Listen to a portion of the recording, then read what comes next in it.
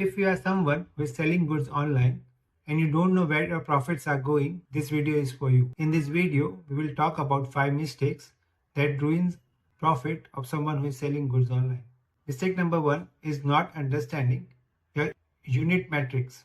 Now, buying a good for 50 rupees and selling it for 100 rupees does not make a profit of 50 rupees when you're selling it online, because there are costs involved like shipping cost, marketing cost, product handling cost, commission for the e-commerce website.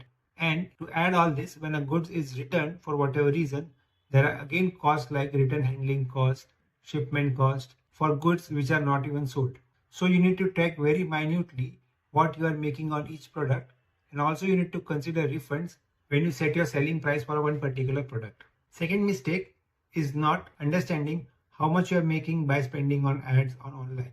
Now, if you want to grow very fast your online sales, then you need to spend on marketing and ads. But when you do that, you also need to evaluate how much revenue your ads and your marketing cost is bringing you. It should not happen that when you are spending 10 rupees on advertising, but you are getting sales which is contributing less than 10 rupees. Also, you will be spending on more than one media of advertising and marketing. In that case, you need to also understand how much returns you are generating from each ad and marketing campaign that you are running. It should not happen that if you are running 3 campaigns and you are making profit of from one campaign and loss from other 2, but because you are not monitoring them closely, you are not able to identify the ones that are making losses and you are continuing with all 3. Third problem, which is draining profits of e-commerce business, are inventory. Now we understand that when someone is selling goods on e-commerce website, they are earning very good margin, and which is a fact. So let's say you purchase 1000 units for rupees 10 and you are selling them at 100 e-commerce website. Now out of that 1000 unit, you end up selling 700 units at a very good margin. Now because you have recovered your cost, you are the very least bothered about the other 300 quantities that are lying in your inventory, and you move on to your next product. Though you may not be making losses, but you are leaving money on the table by totally ignoring the unsold 300 quantities. So if you are not able to sell those 300 quantities at 100 rupees or the price at which you are selling the earlier 700 quantities, you can offer a good discount and make sure that you are liquidating that inventory and you are earning whatever you can from that inventory.